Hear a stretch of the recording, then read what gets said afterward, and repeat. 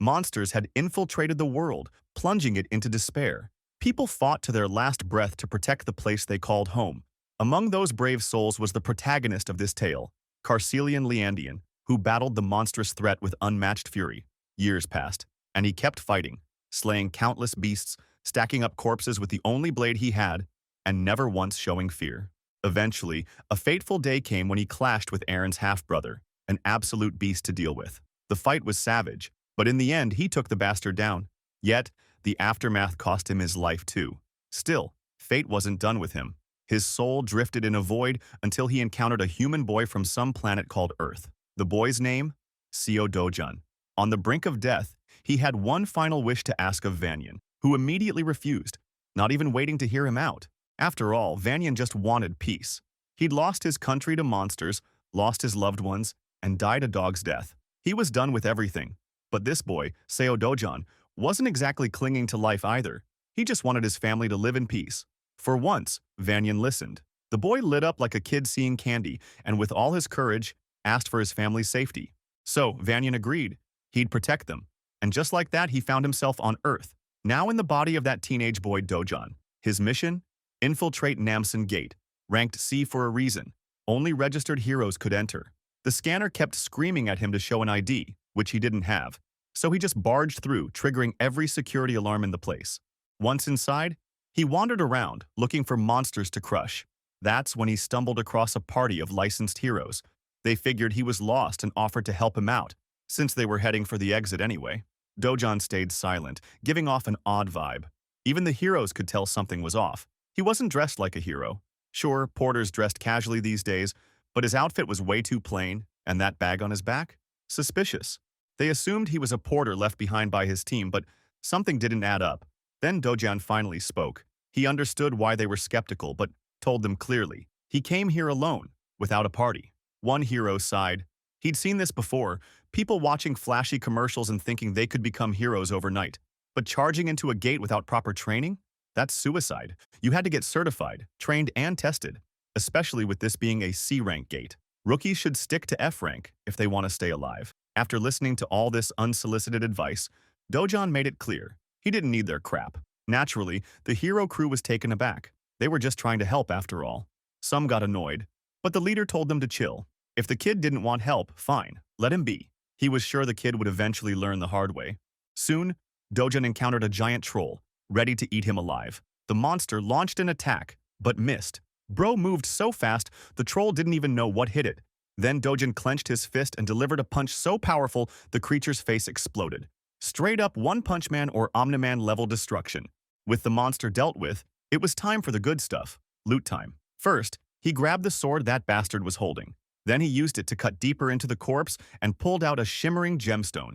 Just a low-grade magic stone, but still so insignificant that Dojun never even bothered with them in his past life. Yet now, being broke, he's got no choice. Suddenly, more monsters swarm the area, furious after witnessing their buddy get decapitated. Dojun spins around and hurls the gemstone with such force it blows one of their heads clean off. The other two idiots charge in like they've got a death wish, and Dojun's more than willing to grant it. While he's causing chaos, we cut back to the hero crew, making their way through the monster-infested zone. Their minds are still stuck on that encounter with the mysterious young man. The orange-haired woman actually expresses concern for Dojun's safety, fearing he might have already been killed. But the squad leader reassures her. That's unlikely. If he really was some unauthorized guy who barged in, the control center agents will locate him soon enough. Those agents are always at least B rank, and since this is just a C rank gate, there's no way he's dying here, unless he does something reckless like rushing straight into a fight. The bald guy agrees with that logic. He's convinced the arrogant brat must be cowering somewhere, just waiting for the agents to show up and save his ass. But reality paints a very different picture. It's our guy who's making these oversized punching bags shake in fear. One strike, and they're down. He's so fast, they can't even react, let alone bring their weapons down on him. He flashes behind one of them and lands a kick so powerful it crushes the monster's skull instantly. With the enemies defeated, he picks up one of their swords and starts carving out magic stones for himself. After stuffing his bag full, he gets ready to leave, though, honestly, he's disappointed with today's haul. All low-grade junk, just dead weight in his pack. Right then, one of the control agents spots him and alerts the others. Before Dojun can fully react, a group of suited men approach, giving him a hard stare. They identify themselves as part of the Gate Control Center and ask him to present his hero registration card. If he's unregistered, they insist he come with them for processing. Dojan hesitates, which makes one of the agents even more tense and cold. He demands compliance and tells him to follow standard procedure. Dojan's face says it all. He's clearly annoyed. The whole scene is killing his mood. Still, he doesn't bother arguing. He just turns to leave. That's when the agents up the threat. They mention handcuffs and using force if necessary. One of the more aggressive suits grabs Dojan's wrist and warns him of the injuries he'll face if he resists, claiming the responsibility will fall on him. It's in everyone's best interest to solve this peacefully, without violence. But Dojan's had enough of their talking. He grabs the guy's hand back and delivers a cold warning. Stop acting like a thorn in his path. The warning sends chills down the agent's spine. Instinctively, he pulls back, shaken. The other two agents draw their weapons. Grade 4 magic batons, strong enough to take down an orc. But they lack the power to seriously hurt Dojan. In one swift move, Dojan twists the first guy's arm, making him yelp like the pathetic fool he is. Then comes a final warning. Back off, or lose what little dignity you have left.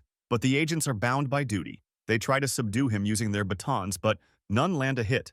Dojan retaliates, slamming one in the back, then landing a blow to another's gut. That leaves just one, the guy with glasses. The last man standing senses the incoming danger and freezes. Dojan vanishes in a blur, disappearing right before his eyes, sending the man into panic. Out of nowhere, Dojan appears and drives a punch straight into his stomach, staggering him backward in pain. Looks like Dojan is finally tired of this endless harassment. He begins to consider registering as a hero. One of the agents assures him, if he stays out of shady or illegal activity, there won't be any need for agents to hunt him down. Then, Dojan asks about something called a rift, a question that catches the agent completely off guard. For context, this world runs on strange rules. Multiple passages link to another world full of monsters. These rift zones are scattered all over the planet. From the corpses of monsters, people harvest gemstones, which serve as powerful energy sources, making them highly valuable. Because of this, the government tightly controls every passage and oversees operations to ensure no chaos breaks out. A controlled and open passage for heroes is called a gate. In contrast, passages that aren't regulated or enclosed are known as rifts. Back to our boy, he finds it insanely frustrating that these suits follow him everywhere, accusing him of trespassing no matter which gate he walks through. One poor agent tries to explain, if an unregistered hero enters a gate without approval, the control center gets automatically alerted, and nearby agents are dispatched immediately. Since Dojan seems interested in entering a rift, the agent warns him, it's not like a gate. Trespassing into a rift leads to harsh punishment, no warnings, no leniency. But Dojan's not trying to hear any of that. He grabs the poor guy by the face and tosses him aside like a garbage bag. At this point, the agent is seriously regretting not calling HQ. This mess is way above his pay grade. Before leaving, Dojan glances back at the trash-tier agent, thinking how pathetic the guy truly is. The man appears to have a fractured arm and keeps yelling threats, vowing to catch Dojan and lock him up. Cut to Seoul Gas and Digital Complex in the Gwancheon district, a massive structure now referred to as the Hero Complex. It's the central hub for all trade related to magic stones or anything retrieved from gates, and these days, the place is booming with activity. Dojan walks into one of the shops that deals in buying and selling magic stones. Inside, he's greeted by a Gen Z dude glued to his phone, mindlessly scrolling through brain-melting Insta reels. When Dojan says he wants to sell some stones, the cunning store owner instantly switches to salesman mode, claiming they offer the highest prices in the country, that this branch is the best in the business. Dojan places the blood-smeared low-grade stones on the counter, making the shopkeeper wince like he just got backstabbed. He's clearly disgusted by the mess, but doesn't complain and proceeds with the transaction. He even offers Dojan some coffee while the stones are being evaluated. Later, Dojan sips his drink as the shopkeeper carefully wipes the blood from each stone. After tallying everything, he lists the breakdown: 12 low-grade, 16 medium-grade, and 5 upper and lower-grade stones.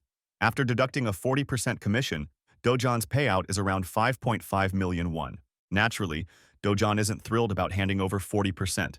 It feels wrong. He did all the hunting, took all the risks. So why should this guy get nearly half the money? The shopkeeper smugly says he's actually being generous. Most competitors charge 45% or more. He even offers Dojan the chance to take his stones back if he's unhappy with the deal. No one else would pay better, or so he claims. But Dojan's not buying that crap. He starts packing his stones back into his bag. Seeing his plan fail, the bastard shopkeeper grabs Dojan's hand before he can leave. demanding compensation for the appraisal and the coffee. That's 30,001 for the stone appraisal, 10,000 for the coffee, and extra for the towel he claims was ruined wiping the blood. Altogether, Dojan supposedly owes him 350,001. Dojan doesn't budge. No matter how much the store owner whines, he refuses to give in. Seeing that his tantrum isn't working, the guy resorts to thuggish threats. He calls in the C-class heroes on standby, claiming they'll handle the problem. Right on cue, three bulky guys enter through the back, asking what's going on and ready to throw down. Dojan responds with an ice-cold glare. This manhwa is about to take some wild turns. Don't forget to like and subscribe to see what happens next.